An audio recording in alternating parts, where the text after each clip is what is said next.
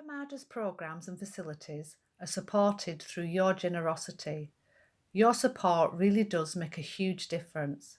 You'll find a link for contributions on the website at appamada.org/contribute. Thank you so much.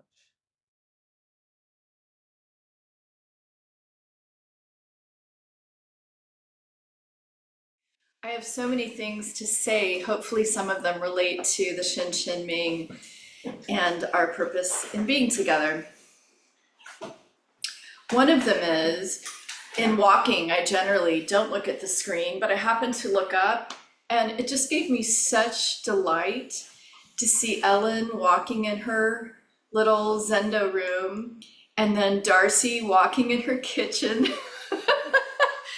And I guess what I especially love and what I think relates to the Hsin Hsin Ming is the idea of, yes, it's wonderful to be in this space together. It's a beautiful space. We're physically together. We're mammals. We dig that. But it's not a precious practice. And I've been in Darcy's kitchen and it is a wonderful kitchen, but it is not a precious kitchen other than being precious for all the food and love that comes out of it. That was really sweet to enjoy. So the plan for this hour and a half, one is, wow, doesn't it seem like it's a week-long intensive, but it's only 2.5 days? And that half is really, yeah. So that's the magic of intensives, is they really prove the idea that time is, just a construct. So my plan for this hour and a half is we will be here now. We will not start looking forward to whatever we're doing after this. This is such a precious gift of being together. That said, our bodies and minds are human and tired, and I may or may not have taken more ibuprofen today than I have in quite a long time. Maybe since the last intensive I went to. So what I'm gonna do is invite Joel. I had a small moment of panic, Joel, because you weren't there, but you might have been in practice discussion. We're gonna do our final choral reading. And then I'm gonna do a little introduction. And I thought I would just ask for your enormous generosity to give a listen to my interpretation of the last two sections. So the first part will be the part that Sandra so beautifully led us through this morning. And so I noticed, and I'm curious if this will be true for you, when I'd kind of written part of it, but then I rewrote it, and it was much easier writing my interpretation after your talk. I was like, oh, she kind of wrote this for me, okay. The mail arrived. And then, so that'll be the third section, and then we'll do the final section. So we'll finish our choral reading of one translation of the song, and then I'll invite us to come into 2-person groups, and we'll be together for 30 minutes, and I'll give you more specific instructions, but that will maybe help the online monitor in her planning. And then we're gonna have a surprise, but I'm not gonna tell you what it is. So before I begin the last edition of the Robin and Joel choral reading series, I wanted to share 2 things that I think it would be good for you to know before you hear my interpretation. One is, I entitled Trust in Mind. It's kind of quirky, but it makes sense to me. Mine is called Trust in Sweetness. And I don't mean sweetness like, oh, she's so sweet. I don't mean that. Mind isn't the right word for me. Trust is even edgy. But I did say originally it was trust in my sweet self, but then I realized that was too separating my and self. So sweetness is a stand-in for this concept of heart mind and its innate goodness or Buddha nature. But to me, sweetness says all that, but I realize it also says other things. So you'll hear me say sweetness, and that's what I mean. It's referring to the title, Trust and Sweetness. And then another slightly tangential reference is, I wonder, this will be the real test, if forever, I guess from the 60s or 70s, there's been a brand of soap, Castile soap, Dr. Bronner's. It comes in a bottle and you can use it to do dishes or wash your body or do your hair. And it has tiny print all over it. It used to be a label. Now it's printed right on the bottle, which is kind of sad. Do people know this soap? Yes. Okay. Do they have it in Europe? Is Nellie like, I don't know what you're talking about? I can't imagine it being in Europe. It's such an odd 60s counterculture thing that somehow has burst through so that you can get it at a regular grocery store now. Anyway, the label is covered in tiny print. And part of the print says all the different ways that you can use the soap, which is basically wash anything, but they list every single thing. And then some of it is, how would you put it? Inspirational messages that are kind of ecumenical, not Christian, not anything in particular. I haven't read it for a while, but the main message, which I think is either repeated or maybe it's the one thing that's in a print that's larger than like six point font, is all one. Doesn't it say like all one over and over again? I think so. We're gonna have to go home and read our soap. So I reference all one, and many years ago, probably 20, I was in the midst of my nonprofit fundraising career, and I was in charge of a fundraising event that was for the organization that I work for that created permanent homes for people who were homeless due to disability and bad luck and the usual things. And for this fundraiser, a lot of very wealthy, powerful people were coming. And the nature of our fundraiser was we actually set up a huge, okay, we didn't set it up. We hired a company to put up a big tent in the parking lot of the affordable housing so people could go through and actually meet people who used to be homeless and see like, oh yeah, they're just people, and go through and see some of their apartments, which were, you know, like anyone else's apartment. So I had a lot of anxiety. I was practicing here at Appamada then, so maybe it was 15 years ago. But I had a lot of anxiety about, you know, just these wealthy people who were used to fancy lunches and all that kind of thing. And, you know, we were having a very simple lunch and it really was about raising money, not spending a lot. Joel's probably like, oh my God, I thought I escaped this fundraising, that is, as a profession. But my motto to get through that first luncheon and the subsequent ones each year was all one. I needed something really short that I couldn't forget. And I just needed to remember that in the same way, it was really clear to me, based on my experience with the people that lived in our housing, that we were definitely all one. Like I learned things from them and was had friends among our residents, but I didn't feel all one with these wealthy people. I felt super judgy, and I also felt I projected onto them that they were super judgy of me. And that was just not going to help me get my job done. So all day I just walked around going all one, all one, all one.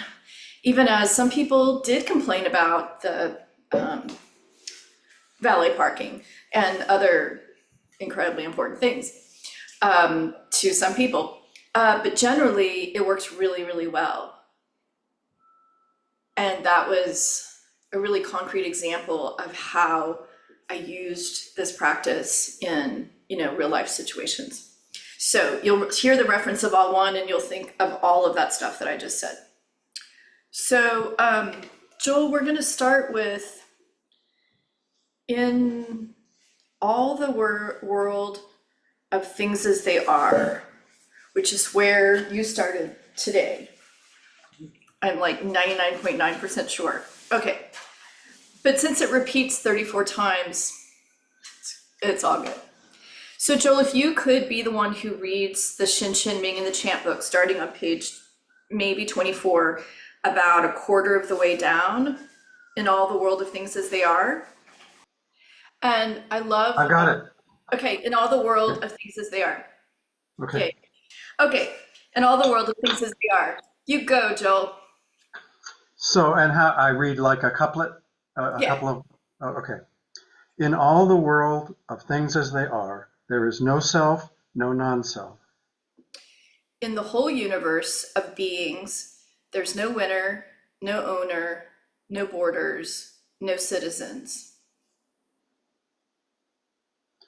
If you want to describe its essence, the best you can say is not two. If you want to describe this, the best you can say is all one. In this not two, nothing is separate, and nothing in the world is excluded. In this all one, no one and nothing is right or wrong, higher or lower, or more or less valuable. The enlightened of all times and places have entered into this truth. Wait, I'm sorry. I had a little bit. No one or nothing is, and no one or nothing is devalued, destroyed, abused, or overconsumed. This is the truth of the universe. I think I've lost. Okay, so the next line in the source material is the enlightened of all times and places have entered into this truth. Yes. And no one or nothing is devalued, destroyed, abused, or overconsumed. This is the truth of the universe. In it, there is no gain or loss. One instant is 10,000 years. In it, there is no gain or loss, just the same molecules rearranging endlessly. Time is just a construction. There is no here, no there. Infinity is right before your eyes.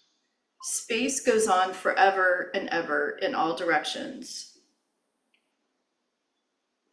The tiny is as large as the vast when objective boundaries have vanished. Small or vast is just a point of view. The vast is as small as the tiny when you don't have external limits.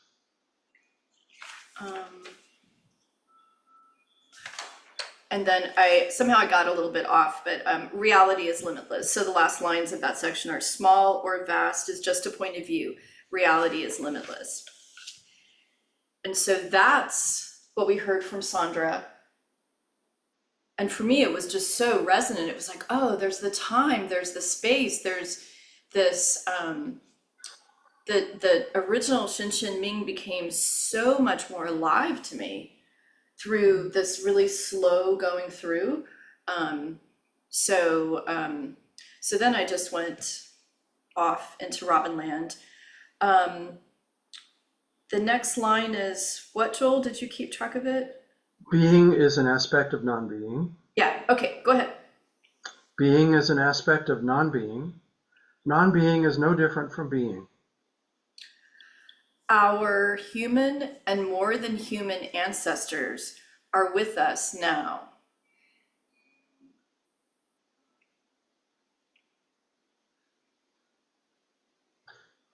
Until you understand this truth, you won't see anything clearly. Until we understand these truths, we are lost in our own stories, pain, needs, and consumption. One is all are one. When you realize this, what reason for holiness or wisdom? One is all are one. When you realize this, you embrace ordinary, everyday experiences as holy.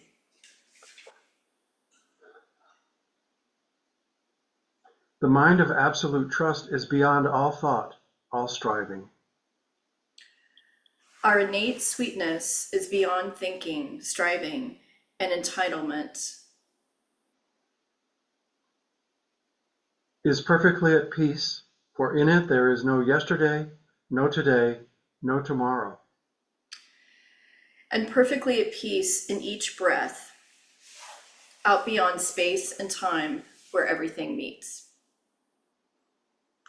With thank you to Sandra, the breath came from you, and to Rumi. So that was my little experiment. And so now we're going to break up into two-person groups and continue with our own interpretation of the Hsin Hsin Ming. And I'll invite you to, in particular, focus on either the section that Sandra walked us through this morning, or the last section.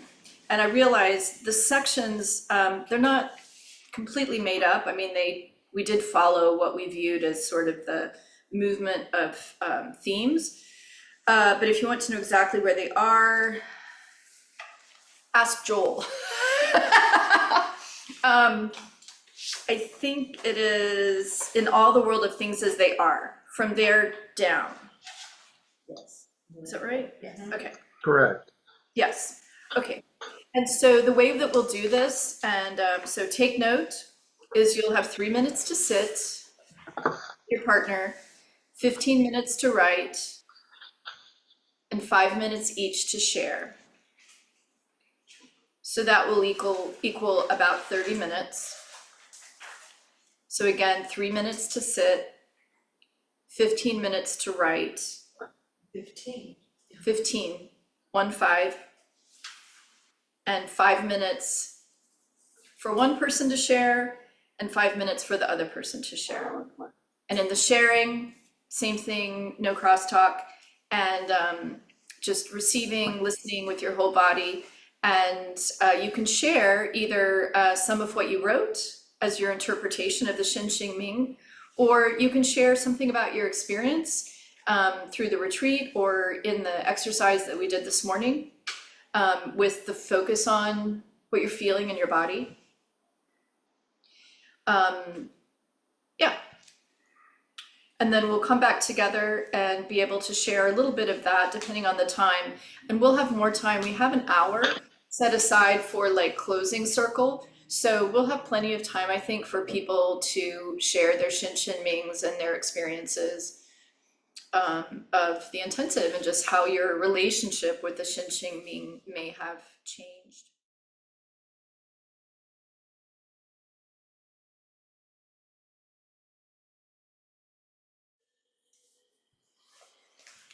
Welcome back, everyone.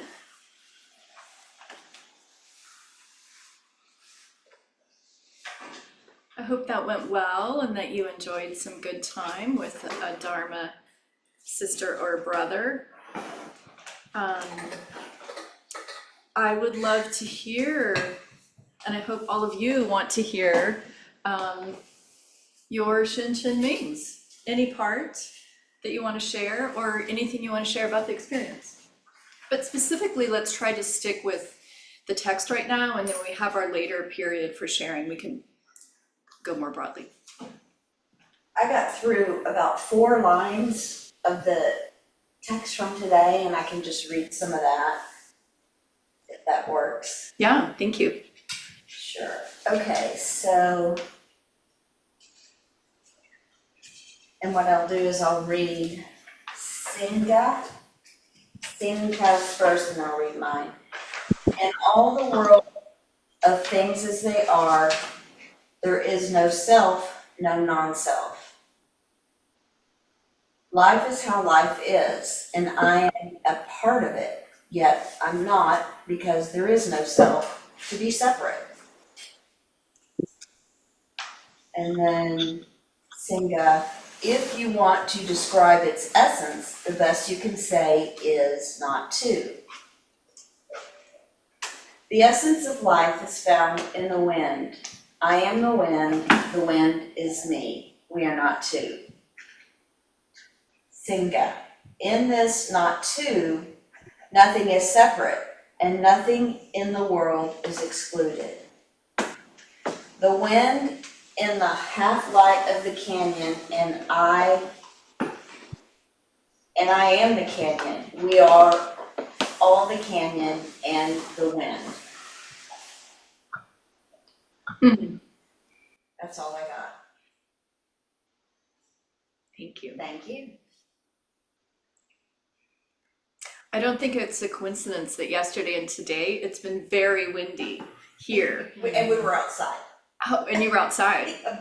But also, even though there's some screens that make the lower part of the window opaque, the upper part, you can see the sky, and the trees like sometimes are like woo woo woo.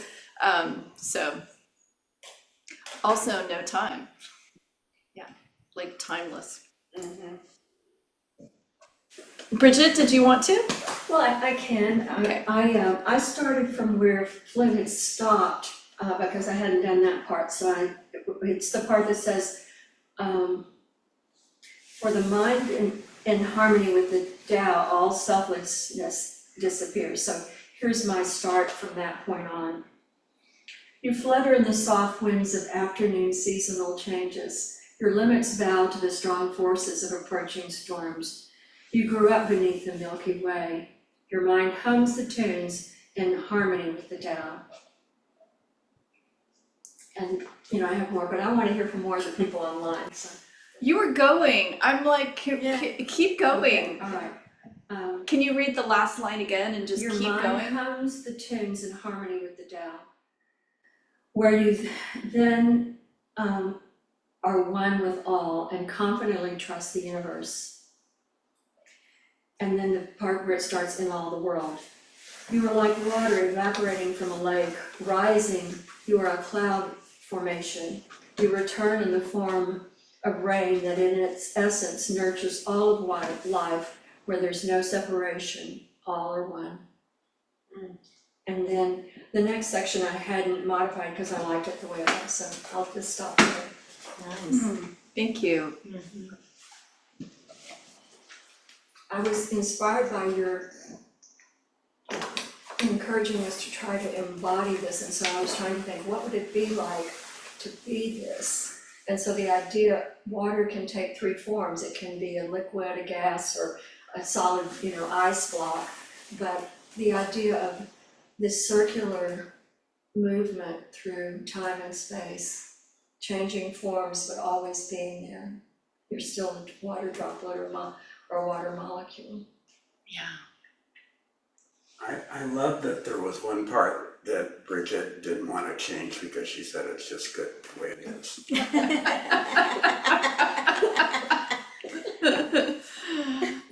Thereby having no preferences. Yeah. How about somebody online? Joel. So I had practice discussion with Robin yesterday and was talking about some things that are going on in my life. And she reminded me that it's a good practice to be gentle with yourself about mistakes that you make and so on. And so I rewrote page 24 for myself with that in mind.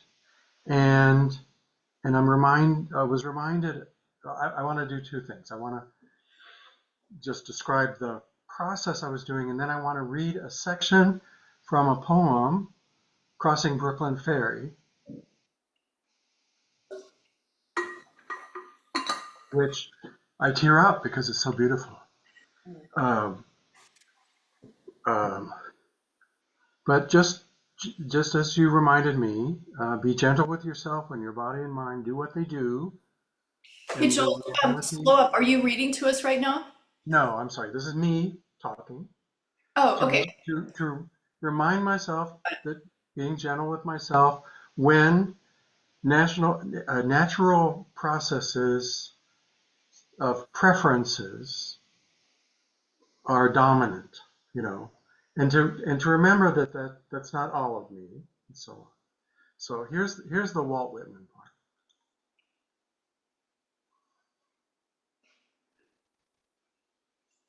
It is not upon you alone the dark patches fall. The dark threw its patches down also upon me. The best I had done seemed to me blank and suspicious. My great thoughts, as I supposed them, were they not in reality meager? Nor is it you alone who know what it is to be evil.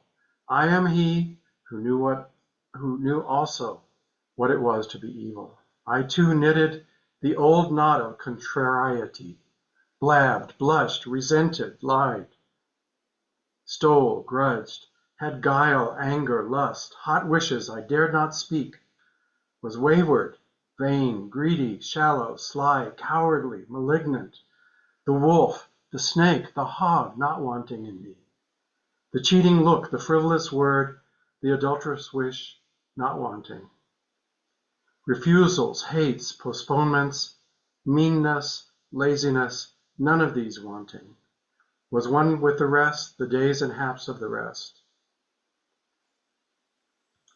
And what I wrote at the end of considering that was, everything is holy, just as you were saying before. Even the things even these endarkened things can be embraced and changed by being compassionately embraced.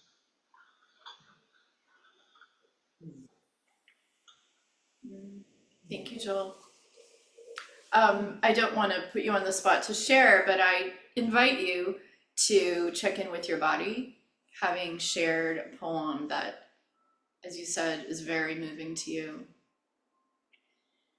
and then sharing your Hsin Hsin Ming haiku, just noticing.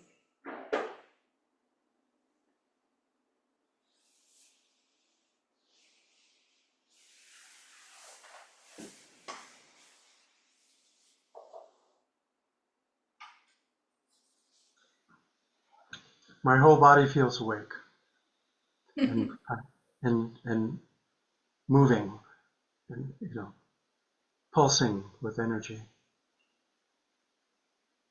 I'm very grateful for this opportunity. I'm so glad that you were able to be with us, even though you weren't able to lead us. It gave Sandra and I a wonderful opportunity to spend time together in a new way and revisit. We have taught together once during COVID. I'm so glad that you're here. I'm also personally glad that you're fake sitting in front of that little hallway. That's the entryway to your home. It has a little furniture and art in it. It's not quite so bare in real life, but it's such a beautiful detail of that adobe house. So thank you for sharing it with us. I'm sure we all wish we were right there.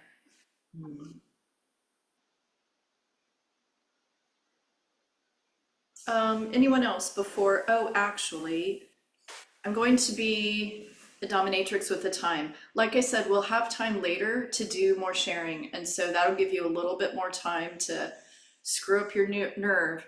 But I also said we're going to have a surprise, and so for our view, Joel is still, he's not really spotlighted, but let's see if I can make that go away.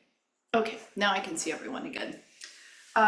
The surprise is we're going to try to yeah, I think what we'll do is we will pull out our real Hsin Hsin Ming, none of the interpretations, but the real deal. And we're going to popcorn, so that'll require unmuting and muting. We're going to popcorn any phrases.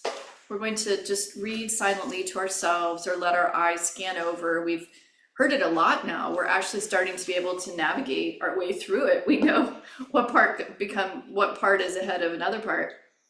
But reading aloud, the way we sometimes do with poetry, phrases or lines or words that seem resonant to us. And my goal is, even as we have wandered deeply into the Hsin Hsin Ming, especially through Sandra's talks and practices, and through our own interpretations, that we now return back to where we started with the real Hsin Hsin Ming, because this is the one that we'll continue chanting on whatever day of the week and other times here in the Zendo. And so I want to make sure that we include it with all of our newfound experiences and knowledge. And one way that you may find phrases that resonate is, as Sandra so wonderfully reminds us, is by listening to your body. And so as you're reading even silently to yourself, there may be a phrase like vast is infinite space, that when you read it, your body just goes, ah. So watch for, what's happening in your body as you're reading aloud. And we'll just popcorn phrases until we stop popcorning. And if someone says a phrase you were going to say, you can say it again, because this thing's all about repetition. I'll start to inspire you. Don't get tangled in the world. With not even a trace of self-doubt, you can trust the universe completely. Go ahead. It is perfect and lacks nothing. One is all are one. When you realize this, what reason for holiness or wisdom? The more you think about these matters, the farther you are from the truth. Step aside from all thinking, and there's nowhere you can't go. The struggle between good and evil is the primal disease of the mind, not grasping the deeper meaning. You just trouble your mind's serenity. Vast is infinite space. It is perfect and lacks nothing. All at once you are free with nothing left to hold on to. All is empty, brilliant, perfect in its own being.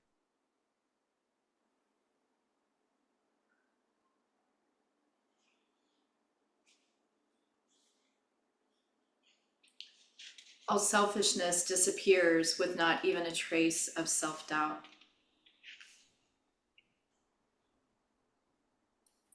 Being is an aspect of non-being. Non-being is no different from being. Until you understand this truth, you won't see anything clearly.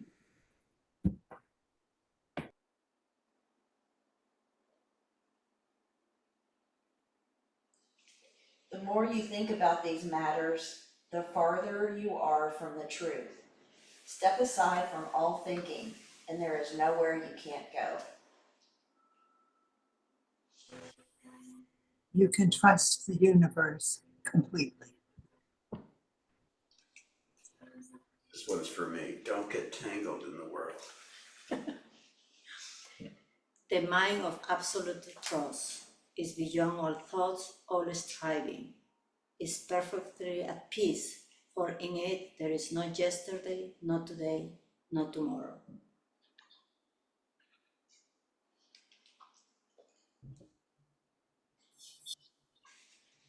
Returning to the root, you find the meaning. Chasing appearances, you lose their source.